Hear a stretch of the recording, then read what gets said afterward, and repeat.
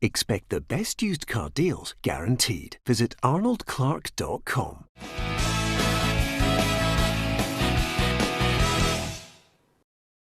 Welcome to Peter and Roughie's Football Show, sponsored by Arnold Clark. I'm Peter Martin, Alan Rough, Hugh MacDonald, and starring in the new movie Goodfellas 2, Joe Pesci is with us. So what a day we're going to have on the show today. Great to see wee Joe. Hasn't get near a hairdresser in months and now looks as if he's part of the Gambino family. That is magnificent. Joe Miller, welcome along to the show. We've got lots to talk about. Of course, you can hit the follow button on Facebook, share it, and if you're on YouTube, you can hit the subscribe button as well. Yep, lots to talk about, but Rangers against Royal Antwerp is on the horizon. Our reporter Gabriel Antoniazzi is out there at Ibrox. Steven Gerrard as they welcome Antwerp tonight for the second leg of the Europa League last 32. Last week saw one of the games of the season in Belgium as the Gers came from behind in the last 10 minutes to win the thriller 4-3. Gerrard's men have scored 8 in their last 2 games, but he wants the defence to improve and return to their form of keeping clean sheets. We want to be a lot more tighter and a lot more difficult to play against. But having said that, we still want to carry a threat, and we want to try and score as many goals as we can. We're at home.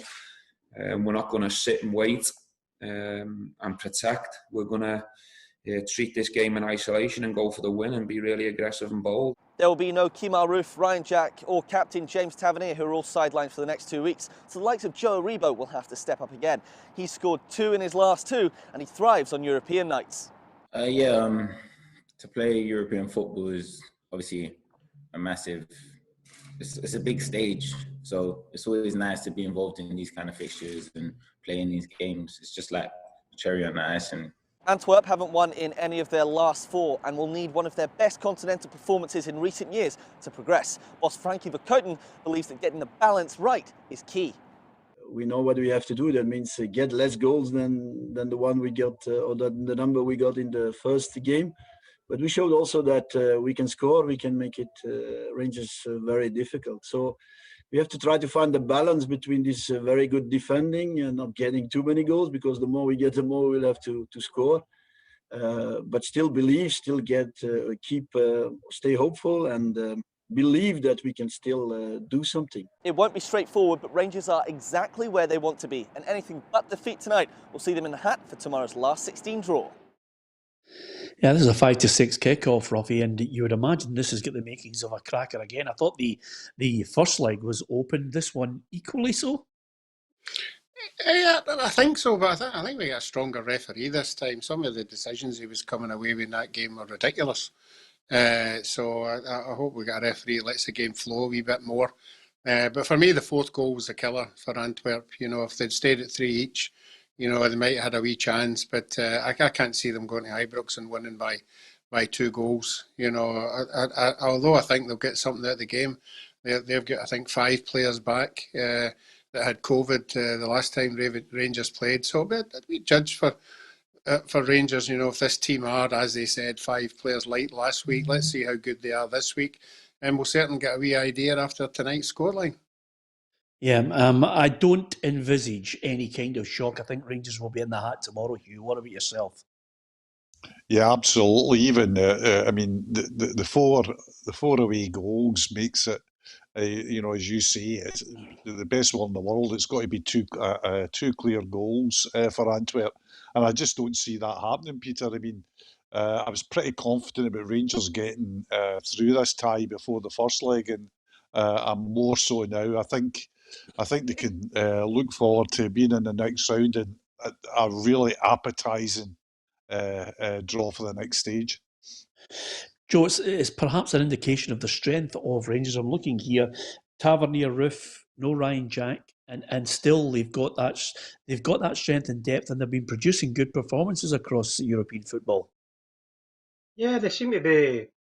I think they're actually playing better in European football than they are domestically. So, you know, there's plenty of goals there in them, and they've proved that last week. But you know, if Antwerp are going to get anything out of the game, you know, it is going to be difficult because you know, the 5 players that were missing it, unless they're absolute world beaters and can turn a result over, then I can't see it happening. But you know, good luck to Rangers.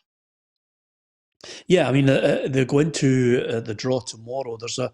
I think if they can get through this, a favourable draw, Roughie, is what they're looking for in tomorrow's draw. If they get through this, and I certainly expect them to do that, you're looking at the favourites. I think all of the favourites and all of the strongest teams that everybody thinks going to win it, Roughie, come from England. Any upsets might come from, the likes of a Milan. Yeah. You get through the last 16, there's no doubt about it. There are 8 A teams in that left. There are also 8 B teams, are now up to the level or the history of any of these other 8. So there's still 8 teams in there that Rangers are capable of beating, as they've proved. And I think Royal Antwerp's in that sort of a bracket as well. They're not one of the big names.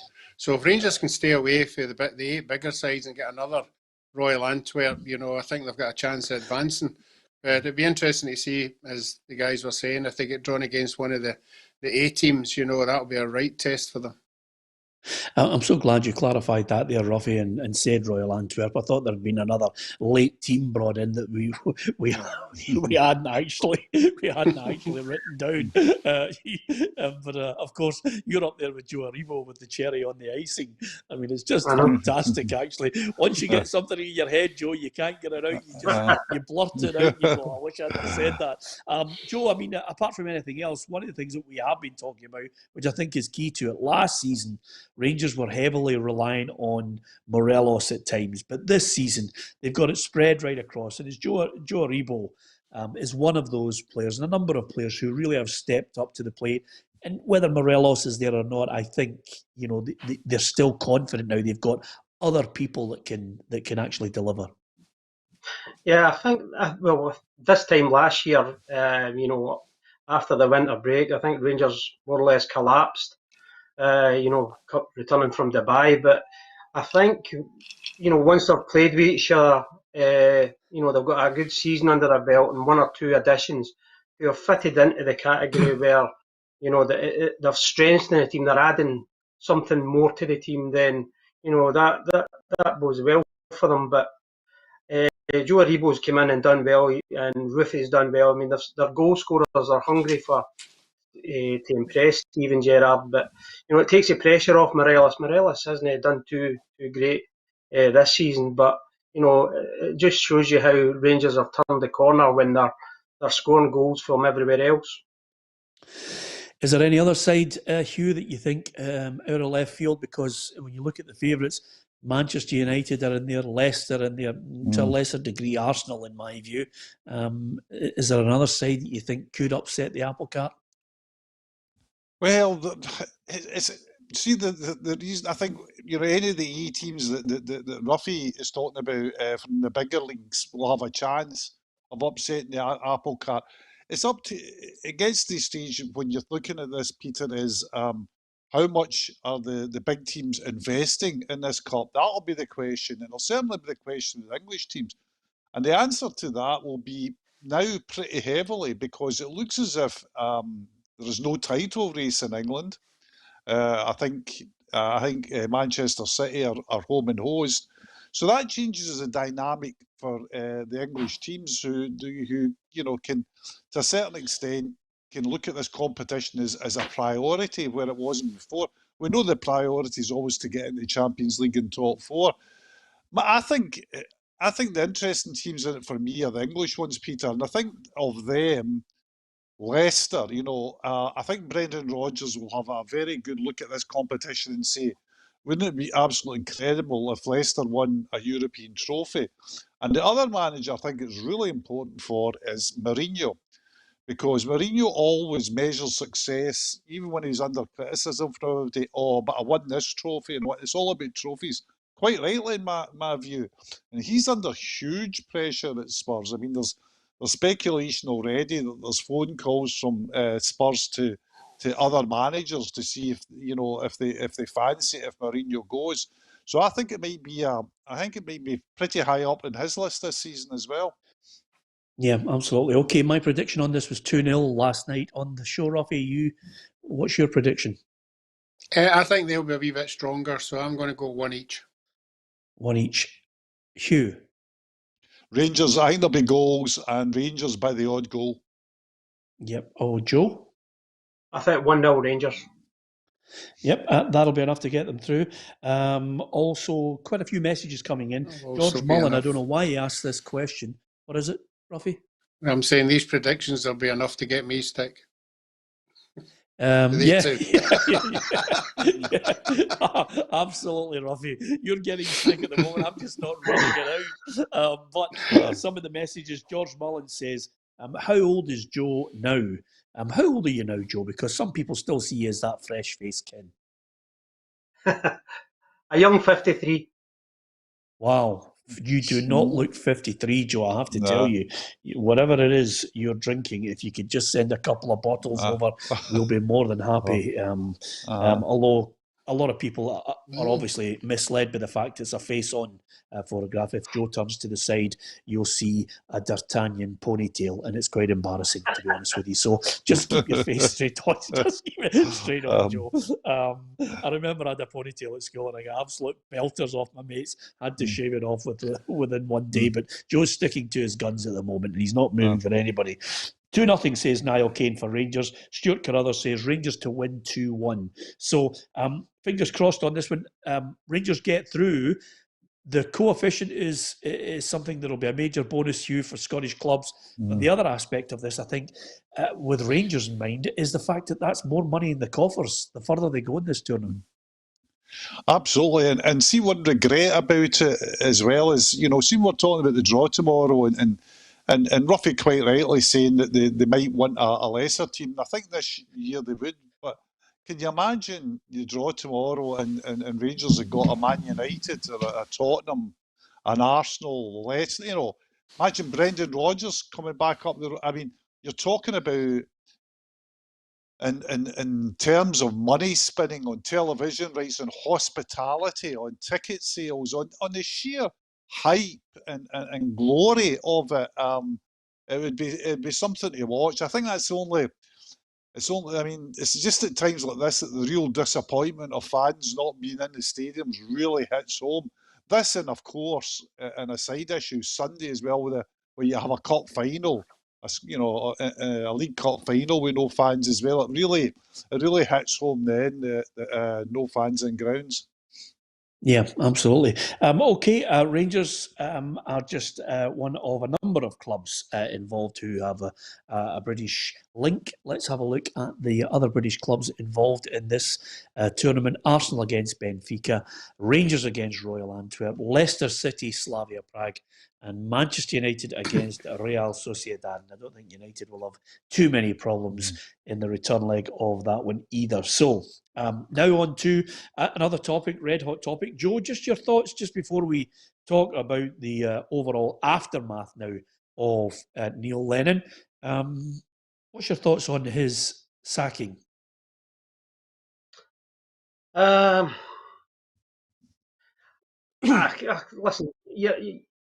it's not nice to see anybody lose their job. I know Neil very well personally, and he would have took it very hard. He is a Celtic man, and I think the abuse that's been laid towards him, all because of I think that's all down to the frustration that fans can't get along to the game. And people are sitting at home frustrated, watching the team play the way they have been playing, and it's been very frustrating for everybody. But more so, I think Neil's felt that. He's worked under different circumstances this season by far. I don't think he's been allowed his own coaching staff in. I think that's been manufactured for him to take, the likes of John Kennedy and Strachan in there. I think he would have liked that might have helped if he got his own people in there. It would have also been a factor that if he was allowed to probably get some players, to sign at the summer that he would have wanted, that would have helped the team. Then that would have, maybe been a different story. But I just feel sorry for him in a way. Nobody likes to see them getting. He's a good Celtic man. He's had some career with Celtic. He's achieved so much, and anybody would love to have the opportunity to manage Celtic. And Neil's done that twice. He's got some record, but I think it's sad, and I feel sorry for Neil at times, but there's a lot of people maybe, regret the way they've reacted towards Neil, because to a lot of Celtic fans, that's not the way Celtic fans should treat any manager that manages a club and played for the club. Strong words from Joe on this one. Now they have to try and look for his successor. I know that Joe's mentioned there, Roughie, some of the abuse that Neil has taken. There were times when he felt as if it was a bloodlust to get him sacked. I think the majority of people, I think in the media, can only look, if you are being objective and fair, you call things based on results. Some people were quite vitriolic in their condemnation of Neil Lennon, banners. It got quite distasteful at times out at Celtic Park, even in a lockdown. But I've noticed in the last couple of days, and I don't know where it comes from, Roughie, I mean, John Kennedy is getting a fair amount of it as well. I don't know why there is a real angst about John Kennedy. As a Celtic coach, he's there to take it on the interim basis. Some bookies have him as one of the front runners, but there are some Celtic fans who've got a bee in their bonnet about him. No, I think they had a bee in their bonnet a wee while ago when the defence was so poor, because everybody sort of labelled him as the defensive coach. That was one of the reasons he was in there, and obviously the defence wasn't performing at all, and he got a large amount of stick because everybody sort of pillared him, but he should be sorting this out, and it wasn't happening. So, no, he's been put in there. I agree with Joe. I would love to hear Neil saying, did he have a chance to pick a right-hand man? Because if we look at all the big managers at Celtic, they all had a right-hand man. Martin O'Neill had John Robertson, and even wee Gordon had a right-hand man as well. So, although John Kennedy is a Celtic player, and come up through the ranks and obviously had that unfortunate injury, I just wonder whether Neil would, as Joe said, would have liked somebody personal rather than a coach. But that's nothing to do with the results of it. And I don't think John Kennedy is high profile enough to get, the Celtic job. I think anyway, the guy that does eventually come in will bring his own men. I don't think he'll be dictated to. He will say, if I'm coming in here, I'm bringing him, and I'm bringing him, and I'm bringing him. That's the way of the world just now. So I think we'll just have to wait and see who that guy is. Yeah, and over and above that, Hugh, I mean, the former manager Brendan Rodgers, we'll hear from him in just a minute, but he's mentioned the fact that, if anything, the real priority for Celtic is to get a director of football in first. Yeah, but director of football is merely a title, Peter. It's what the director of football does, right? And Brendan Rodgers would run a mile for a real director of football. By that, I mean a director of football that comes in and is in charge of football operations. And what you've got is not a manager, but a head coach. Now, all managers talk about how great the director of football role is in that instant, how that's the best way to go. That's the most sensible way to go. They all love it until they get into it, and they're in the business of producing results under a director of football who's got the ultimate say in what players come in.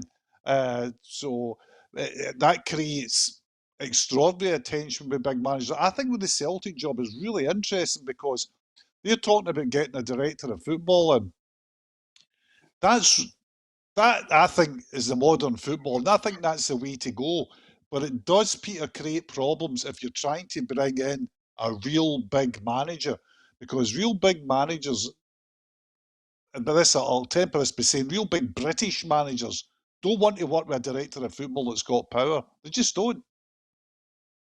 Yeah, Joe, it's going to be interesting for the next person who comes in. The only reason I'm saying this, I don't think, and I mentioned that I don't think that Peter Lawwell stepping away from chief executive, I don't think he will relinquish. He may well relinquish the role, but I still think he'll have a part to play in the background. Dominic Mackay, for me, may well be a good business person. I don't think he has the qualities, all the qualities and all the strings to the bow that Peter Lawwell had around Celtic over the last 17 or 18 years. I think, there might need to be a director of football in there to handle things that maybe Dominic Mackay doesn't have as a skill. Well, my take on it, Pierre, I think they need a strong manager. Brendan Rodgers came into the club and, he turned everything out. He did everything that his own way. He was given a free rein the first and second season that he was there. And, it all started to go sour. All because he couldn't get things. I know he was maybe spending far too much money than was available at the club. But I don't think a director of football is going to fit in there. You need a strong manager who's going to make the decisions, bring his own people in. I think they should maybe bring some ex-players in to have round about the place, round about the training grounds as well. I think there should be a whole overhaul of the youth development. I think there should be an overhaul of staff. I think there's a mountain of stuff to be done at Celtic. And you need a strong manager who knows what to do, who can handle that situation, by the players that he wants and is going to be judged on. Because who would take a job that, okay, it's a high-profile club, but you wouldn't take the job based on somebody else's signings. I think this is the proof's in the pudding here this season, because the results are spoken for themselves. There's been players that's arrived at Celtic Park that just aren't good enough for Celtic, and somebody else has brought them in, not the manager. And who's the first to go is the manager. So I think everybody needs to take a step back and look at the situation and say, they need a strong manager, a good appointment, somebody that knows the game, somebody that knows the club and knows what's required. And then he can sit with the new chief executive, tell him what he wants. I don't think he needs a director of football. I think they're only going to get in the way. Yeah, absolutely. Apologies here. I think Michael Jackson just walked into Roughie's room and is just about to start the Thriller song, to be honest with you. But nevertheless, honestly, Joe, you couldn't make it up in this show. If his wife... I have to explain. She's building a wardrobe for next and can't get the drill to work. And I've been asked if I can fix this drill while I'm on here. Yeah. every day, Joe, there is something going on in that house. It is absolutely unbelievable. Oh dear, as soon as I heard you midway through that, I thought, I do not believe this. Here we go, Thriller. Apart from anything else, yeah, it's a good point you make, Joe, on this one, because I don't know how you feel about it, Hugh, but director of football is one thing. And you say, and Joe agree with you, strong managers come in and they want to have their hand on everything. Martin O'Neill certainly had that. Do you think maybe the Martin O'Neill era has frightened Celtic to the point where they do not want the manager to come in and have his tentacles on everything? The reason I mention that, I'll never forget it, Hugh, is Martin O'Neill's departure from Celtic. I asked him on that final day what shape he thought he'd left Celtic in. Now, he was a little bit flippant and facetious in his answer towards me, but it was really Martin dodging the question on a number of ageing players who were on phenomenal money, and their contribution to Celtic would have been zero over the next couple of years. It is really, Gordon Strachan came in and had to absolutely cut that bill. Yeah, well, I think the new Celtic appointment is really fascinating, Peter, because see if they go for what we would call a big beast, and they get a big beast. Big beasts don't want to work with directors of football who have got power. They just don't. History shows it at Celtic as well. Brendan Rodgers, that was why he fell out at the beginning of his last season over lack of power. Martin O'Neill, nobody would have intervened with Martin O'Neill on terms of signing and who he signed. The wage Celtic, Gordon Strachan, for his entire career at Celtic, basically was cost-cutting to accommodate the huge bill left by Martin O'Neill. Celtic now, after post-Rodgers as well, had to go into a cost-cutting move. I mean, the salaries bill was huge. So it's if you're getting a director of football in, which I think can be a good idea, you've got to have a head coach who really is all about the coaching. Now, it works to a certain extent in Europe, particularly in the Bundesliga, where coaches know that they can have a say in the players that come in, but they don't have the final say, because that's done by the director of football. All decisions are made by the director. In fact, decisions on who goes will be made by the director of football as well. You'll come to the head coach and say, listen, I know you were expecting Joe Bloggs to stay for 2 seasons, but we're going to sell him in the summer because we've got an offer for him and we're going to get rid of him. The coach is really there to coach the team. And that, if you've got that institution, fine. But it's an institution that big beasts again, Peter. And if Dermot Desmond wants to get a big beast in, they're very, very, as Joe says, very, very uncomfortable with that model. Yeah. Listen, the other aspect of this, Joe, and I don't know if you've got a thought on it, but, Celtic fans have unfurled a banner after Neil Lennon's sacked. And this goes back to what I'm talking about, warning, this war ain't over. I don't know who these fans are. All I would say is Dominic Mackay might not be able to come into the job until the agreed date, which is the summer. But I think his biggest task will be to try and flush out the toxic Celtic fans that have attached themselves to the club at the moment. I think that's one of his big jobs, is to flush them out, and get a fresh start with a lot of decent fans that want to go there and support the team instead of some of the stuff that we've witnessed over the last few months. I think the Celtic fans, and even the fans that are unfurling these banners, I think they need to take a step back for the sake of the club. And, I think we need to see something from the club that's going to show something positive as well, that we're going in the right direction for the start of next season. This season's gone, it's wiped out. The Scottish club's left, that's all. But, we've had a poor season. Performances haven't been good. I don't think the balance in the team regarding far too many midfield players and not enough defenders and players playing out of position, systems and everything else, the balance hasn't been right all season. Not been playing in front of fans, that's all played a major part. But I don't think, it's right for fans to come away and start unfurling banners and things like that now. If the club would maybe come out and do something in a positive aspect and maybe, show something that they're making a positive inroads to build for next season, having somebody in, interviewing people, giving some names even, and giving them something positive to look forward to, then I think this should all stop. But, these are young fans that are putting these banners up as well, that for the past 9 years haven't seen Celtic really defeated much. There hasn't been much of a challenge until this season. And the fans haven't been there to see it, which has been very frustrating. But I think they need to look forward to next year, because I'm pretty positive. I think Celtic could be stronger than ever if Dominic Mackay gets it right, gets the right man in there, gets the right manager, and they know what they're doing. I think it could be very exciting for Celtic. And we don't need banners like we've been seeing.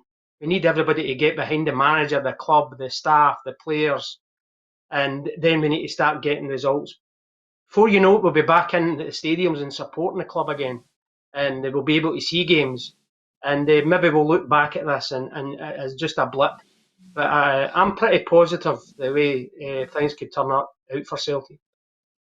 Okay, St Mirren against Motherwell. I had a look at it last night at about the 80th minute, Roughie.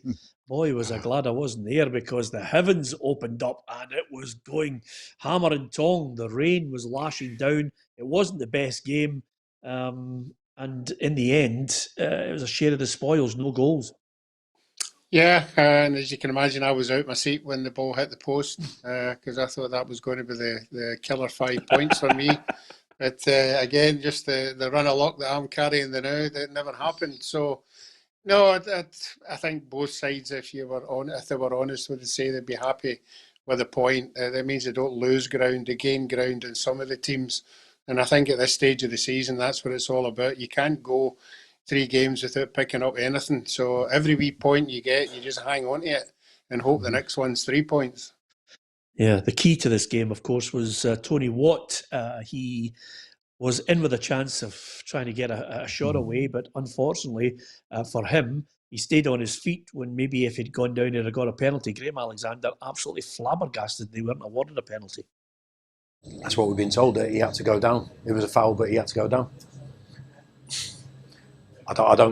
Honestly, I don't get that. It's a foul. That's it. It's a foul.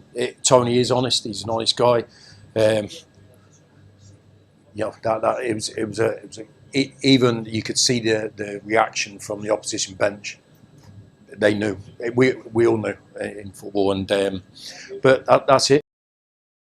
Well, if an official starts to tell you that, Joe, it goes back to the many, and one of your old teammates always sticks in my mind. I remember Andy Walker saying, if somebody makes a stupid lunge towards me, I'm going down. And that's what professional footballers do. Maybe Tony Watt was too honest. Yeah, that's always the case. I mean, even when I was breaking through under Alex Ferguson, they were even teaching you, as soon as you get into that box, get yourself down if anybody just touches you. I mean, it was part and parcel of the game, but I think everything's all changed now with the cameras and everybody judging you, whether you dived or whether you were fouled. There's cameras everywhere now, so it just goes to show you the old-fashioned ways. Where there was less cameras, we got away with much more. yeah, absolutely. You're right. Joe just needed a strong wind. Didn't he need a Well, but to be fair, he does raise that point, Hugh, which is quite simply players are of the opinion, I'll go down. I'll let the referee make the call on this. See, we've talked about this a couple of weeks ago. We made the exact same point. When we're talking about why do players go down, we all said they go down because if they don't go down, they don't get a penalty. They get praised in the press later for get a wee pat in the back for being honest or whatever way you want to do it. I'm firmly in the Andy Walker camp.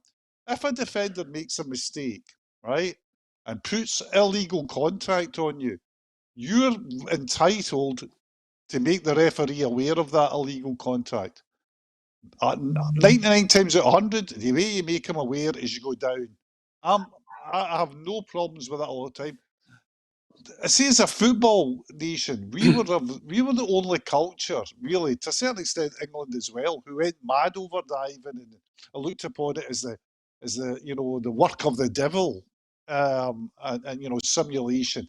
Now, I'm not advocating players just go down without any contact. But the point remains, if a defender makes a mistake, he makes contact, you're entitled to draw the referee's attention to that. Yeah. Listen, let me, obviously, St Mirren got a good point in that game last night. Jim Goodwin was first to point out that as well as the Motherwell injuries, he had a few. They're a good side who are, wanting to come here and make amends after the poor result on Saturday. So we respect the opposition, as always. We didn't do enough to win the game, but you're right to mention that, it's a positive result with regards to the fact that, a few months ago it was down as a 3-0 on the card. So it's another point on the board. We're still in pole position, in my opinion. Yeah, St Mirren are doing well, Joe. Playing, he's a good manager, and I think he's got a real desire to get them into the top 6. Can he do it? Yeah, I think he's got every chance. Do you know this, Pierre? I've watched a lot of football on the TV, and as much as you can, and streaming it and things like that. I think with this season, managers that have come into new jobs they've just organised themselves. They've not tried to reinvent anything. They've just organised the team and they've went back to basics at times. It's something that maybe the top clubs haven't done, but there's clubs there that are grinding out results like St Mirren, and even Livingston getting, they're in the final with St Johnstone next week. Both teams there, they've just organised themselves in a fashion that they've got a system and they're sticking by it. But they're well organised, and it's working for them. Yeah, I can give you the Rangers side in the match against Royal Antwerp. It kicks off at 5-6. McGregor, Balogun, Goldson, Helander, Barisic, Davis, Kamara, Aribo, Hadji, Morelos, and Kent. So that's the starting 11. It more or less picks itself week in, week out now. On the bench, Patterson, Zungu, and Bassi are on the bench, Hugh, which I think will raise a few eyebrows on the basis that, a number of these players were involved in that whole COVID party, and they're there. Yeah, it seems to be very, very quickly forgotten about, Peter, hasn't it? It's when you look at the public outcry and the political outcry at the beginning of the season about, for example, Aberdeen players going for a meal afterwards, and the sanctions imposed by the authorities on them, and indeed the invective heaped upon them. Now, Bolingoli too. I mean, listen, we know Bolingoli, no excuse flying in there, but you look what happened to him in the aftermath of that. This all seems like a very quick rehabilitation. What was it? It seems that only a week ago, 10 days ago, everybody's saying all the words and the music, the word music coming out was, it's going to be a long way back from these players. These players have a future at Rangers, and 10 days on, there they are, sitting on the bench. Yeah, absolutely. It's an interesting one, but it's maybe at this point where we're at the tail end of this COVID pandemic and everybody can see the finish line. Maybe there's a different attitude to it now. You can judge for yourself and give us your point of view on the different reactions to people breaking the rules. Now, Jason Holt has been talking ahead of the League Cup final. It's Livingston against St Johnstone. We already get this feeling that St Johnstone, I think yesterday was emphatic. All the panel have gone for St Johnstone. Joe, are you any different? No. I do fancy. I think they're playing well. I think there's a big difference. Playing at Livingston playing on proper grass and playing at Hampden. It's a St Johnstone will go there and enjoy it. I think they're a wee bit more used to playing on a better surface and using the space at Hampden. So I think I fancy St Johnstone a lot this year, this final. Yeah, Jason Holt, who's had a fair bit of pain in this final, lost with Hearts and Rangers, hoping to make amends this time. Obviously, I'll try and use my experience, but I just remember the feeling of kind of being on the wrong side of the final, obviously on a losing side, and how much that hurt. So obviously just want to use that to drive me on and make sure that I'm on the right side this time. No, definitely. I think, like you said, sometimes they don't come around too often. You might, if you're lucky, get to one cup final in your career. Some players don't get to any. So my message would be just to obviously embrace it, but don't let it pass you by. Yeah, I mean, Joe, you know that better than anybody in a cup final. It's just one of those moments where many a player, including yourself, you get over the actual momentous feeling of reaching it and then try and go out and treat it as normal as possible. Is that fair? It is fair. I mean, just as much as quite a few is fancy St Johnstone on Sunday. It's a one-off, and it's whoever turns up and and beat the odds. Players have just go. It's how the players go into the game. As a group, how they're prepared for it. How the confidence is in the dressing room on the journey to the game. So I believe there's going to be a convoy from Livingston going to Hampden. So I'm sure everybody will put in a good performance. But it's whoever turns up on a day. It's anybody's game, really. Yeah, I mean, they're all going in their own cars, Hugh, which is a fair indication of what's been happening with some clubs who have to take 6 buses to a game, which is ridiculous. Yeah, the whole thing, I'm quite vexed about this cup final, Peter, because it's not only is it a cup final, where teams outside Celtic and Rangers have reached the final. They've reached the final without Celtic and Rangers being there, so it's one of those finals where fans of both sides will have real hopes of winning. Real hopes of winning. It'd be a really special day for them to go through to a cup final. Not only a cup final, it doesn't come that often for the likes of St Johnstone and Livingston, but a cup final with a chance of, a real expectation that they can win as well. So I feel for that. I think, as I said earlier, this is when, for me, the COVID restrictions really hit in, because what you could have had in years to come is St Johnstone or Livingston fans talking about the day they went to Hampden and won the cup, and that special day.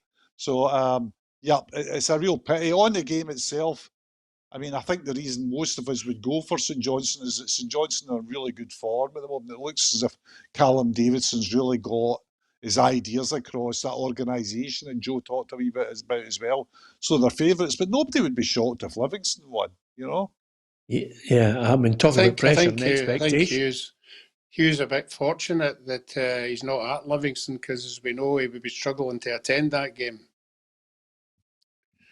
with the cars. Maybe they're travelling. I mean, honestly, what a low blow from Roughie there. I mean, people are looking. Look at that convoy, Hugh. I know. Well, exactly. And can I just explain to everybody, because Roughie will do a joke that he shared with 3 people, and everybody else who's watching this thinking, what the hell is he on about? Somebody stole Hugh's car. So there is somebody driving about. I have to say, Hugh's first car, before this one, nobody would have stolen it, even if he'd left the keys in it and all the doors and the windows down, because it was an absolute dump of a car. I mean, it was just crazy. But nevertheless, it got him to A to B. But somebody's whipped your car, and obviously, as Joe's mentioned there, we might have to check the convoy out from Livingston all the way through. But what a low blow by you, Roughie. I mean, talk about kicking a man when he's down. That's disgusting. I'm sure he would have had many friends that would have got him to the game. Oh, no, yeah, absolutely, yeah. Maybe not that many. Yeah, apart from anything else. Listen, we're all going for St Johnstone. Wee bit of pressure, wee bit of expectation, because St Johnstone realistically might go into this game as favourites. That comes with pressure, but Callum Davidson's happy to take it. Yeah, without a doubt. I think for me, pressure in football is when you're fighting relegation, fighting to save jobs at clubs. That's pressure. I think cup competitions are brilliant pressure to have. And I really enjoy it. I think performances in our cup games this season have probably sort of magnified that, or probably sort of looked towards that as well. I think the players have played with a little bit of freedom, and got enjoyed it. So hopefully that's good pressure. I think as a football player, I think these are the type of games you want to play in. Not a bad decade for them, Roughie. I mean, they've won the Scottish Cup, and now they've got a chance to add the League Cup to it. I mean, it's good going for St Johnstone. Yeah, I think that's what Joe's sort of touched on. There's a lot. They've been there before. They've been in the stadium. It's always a big thing arriving at that stadium. I know there's no any fans in it, but still turning up outside in the bus is a big, big thrill. And even before the game, coming out and walking on the park, again, there's no fans there, but even just walking on it is a thrill if you've never been there before. So I think that's the wee bit of advantage that some of this at Johnstone.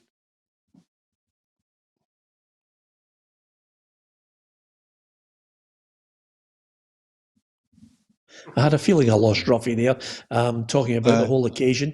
But nevertheless, I got his point on it. Thanks very much to lots of people leaving messages on who they think is going to win St Johnstone or Livingston on this one. Interestingly enough, another point I want to get your thoughts on, guys, before we go, is quite simply the Euro 2020. Roughie, there's a real strong suggestion now that England could be a venue for the entire tournament. That's an interesting twist on it now, just because of the restrictions everywhere.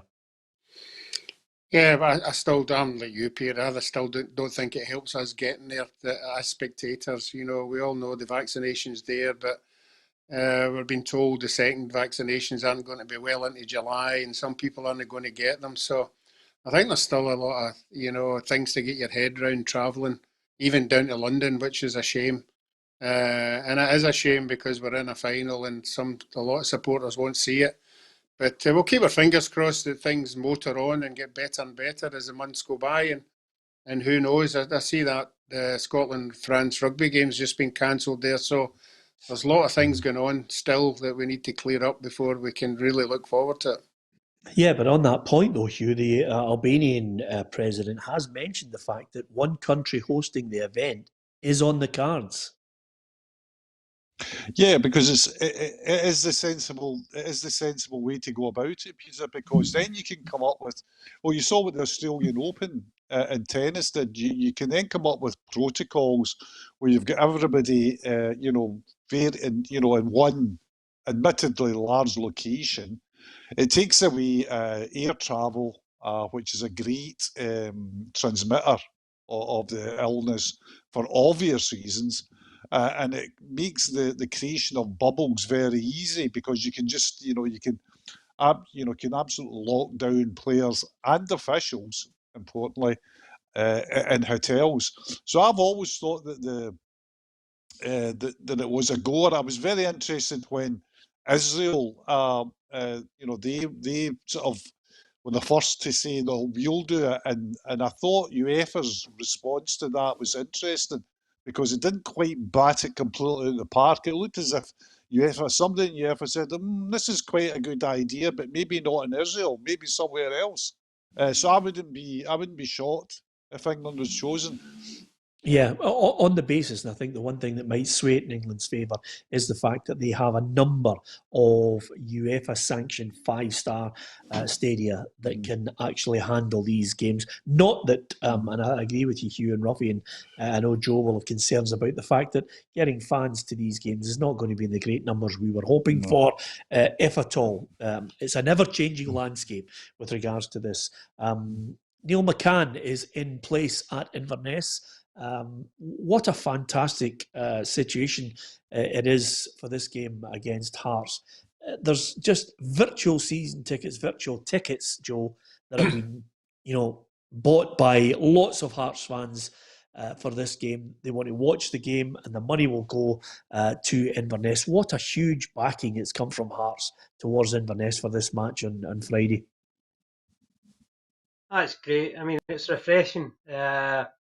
It's just, it's a situation we're in, and, this is where fans dig deep at times, and just for the love of the game and, contributing so much, it's a great gesture for Inverness. And I'm looking forward to it as well. I think it'll be a good game, and I think that's what makes it exciting for the Hearts fans. Yeah, absolutely. I'm just looking at it here. The great thing is it's also on the telly, which is fantastic. So I think that's, as Joe mentioned there, fans just seem to rally to the cause. My heart goes out to continually now John Robertson. Difficult times for John. He's an emotional person. He's quite a soft person. I've known him for many years as a pal, and I hope he gets back to a full recovery to come back in. Neil McCann has mentioned to you that he doesn't want the job on a full-time basis. Circumstances might prevail to suggest otherwise, but I hope Robbo gets back to full fitness. Well, all the statements coming out of Inverness, and quite rightly with Neil McCann, they're fully expecting a fit and healthy and revitalised John Robertson back at the helm, and that's a good thing because they've been absolutely clear on this, Peter. That this is a leave of absence, and they want John back, and they want him back, but they want him back fit and healthy, and as I said, revitalised. So I think Neil McCann has quite rightly sort of come out and reiterated that. Who knows, down the line it'll be John's decision whether he wants to continue. But it's an interesting move for Neil McCann. I think the thing about Neil, people have got different opinions on him, Peter, but twice he's been, he's had really good gigs, and twice, media gigs, and twice he's returned to management, has found the lure of the actual game more important than sitting in the studio. So fair comment to him. Yeah, absolutely. From Sky to take that job and then to go to the BBC and now take this job. If it doesn't work out there, Roughie, it looks as if he could be chapping on our door next. You never know. These things these things happen. Look at what happened to Joe after Clyde. he was with us at 42 staff parties later. Listen, we wish him well. And as far as Rob was concerned, just getting back to full health, Roughie, because the alarm bells were ringing in my head. When a manager comes out 2 or 3 weeks ago and says that mentally he's found the whole lockdown tough, and then you find out a family bereavement as well, on top of that, you start to worry, and I worry for John. Yeah, I think we keep repeating ourselves that football players and managers are just human beings, the same day-to-day problems as everybody else, and the personal problems, you've got to deal with them. And obviously with his family, not moved up to Inverness, and with the COVID, he hasn't seen them for a while and all these things. And they're only human, they affect, everybody's affected differently. And obviously with the whole thing with running a football club and making the decisions, players doing this and players doing that and having to deal with everything that goes with that, it's only expected that it's going to affect some people. And sometimes you have got to step back and say, look, I need a break for this. Yeah, Richard has just posted a message saying to us there'll be no staff parties this year. Yeah, don't we know it, by the way? It's been a long time since we've been out at a party, Joe. Joe, Maxwell Plums is shut down now. I mean, that's it, it's gone. Exactly. Joe, who's going to win the Champions League? Because I don't know if you watched last night, Manchester City, they just look as if they're going to take some stopping. I mean, they win 2-0 against Mönchengladbach. I mean, Real Madrid left it late. I mean, we've narrowed it down, Joe, to the likes of a Bayern Munich, a PSG, or a Man City. Is there someone out of left field that you see? I fancy PSG, to be honest. Watched them last week, and I thought they were brilliant to watch at times. The football they played and the quick passing.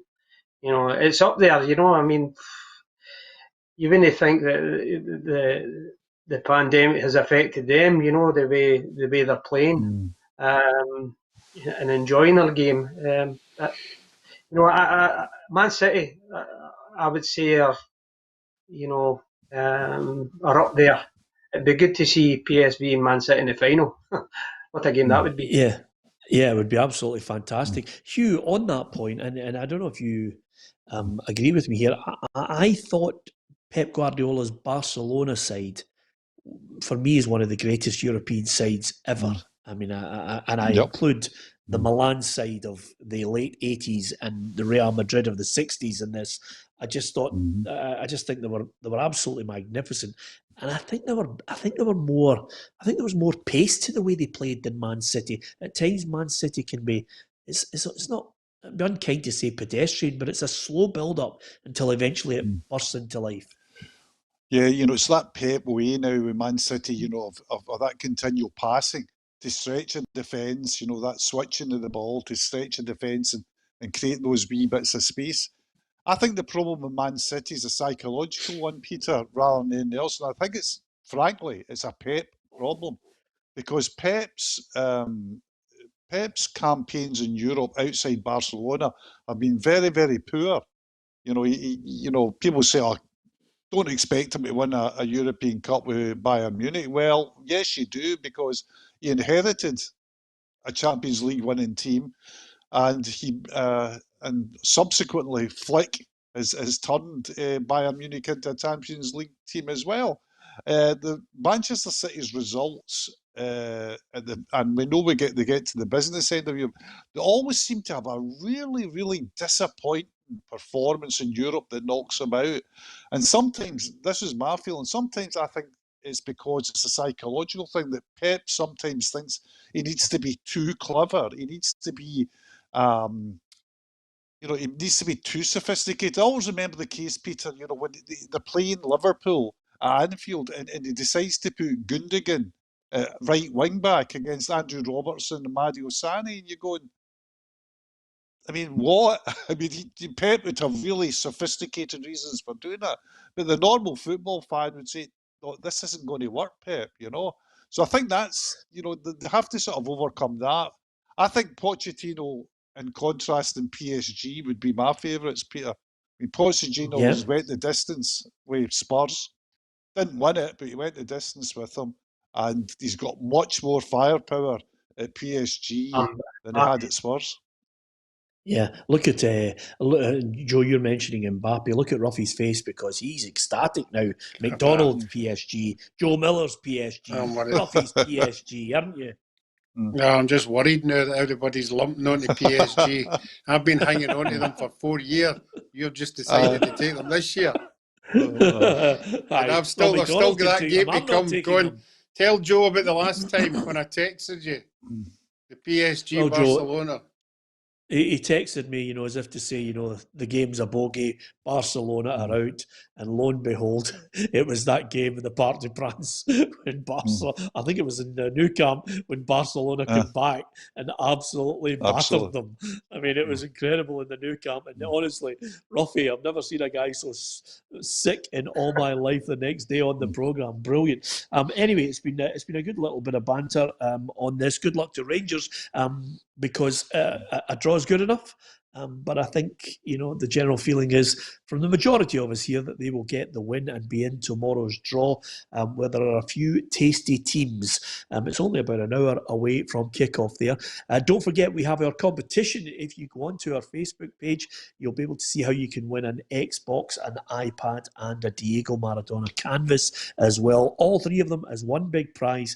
A very simple and straightforward question. And if you know the answer, you just hit the send message and follow the instructions, and you'll be in the hat when we announce the winner at the end of March. So good competition, going well if you want to win that. Thanks to Joe. Absolutely delighted to see you, Joe. You'll be delighted to know that appearance today has now given you enough appearances to come to our staff party once more, Josie. That's all I'm saying to you. I never let you down. The invite in the post, is it? Yes, it's in the post for 2025 is when we've scheduled our staff party, Joe, if we all get out of here. Anyway, apart from anything else, good luck to Rangers against Antwerp. We will hear from Steven Gerrard tomorrow on the programme after tonight's game, and then we'll look towards the weekend. Incidentally, just before we go, Joe, Celtic, Aberdeen, two of your old teams up against each other. This one is an interesting one at the weekend. Where's your money going? I think I watched the game last week. It was pretty poor. Celtic played well, came out the traps well for the first 20 minutes, but you know, I think with Neil stepping away to one side, so it's a chance for John Kennedy to do something, and it's a chance for the players to try and redeem something for Neil now that he's left. Every game's important from now on to the end of the season. I think they're playing for their futures, really, at the club. So they need to put in a performance. Yep, interesting times ahead. Charlie Adam will be with us tomorrow on the programme with Tam McManus and Roughie. To Joe, Hugh, Roughie, and myself, Peter Martin, thank you very much for watching.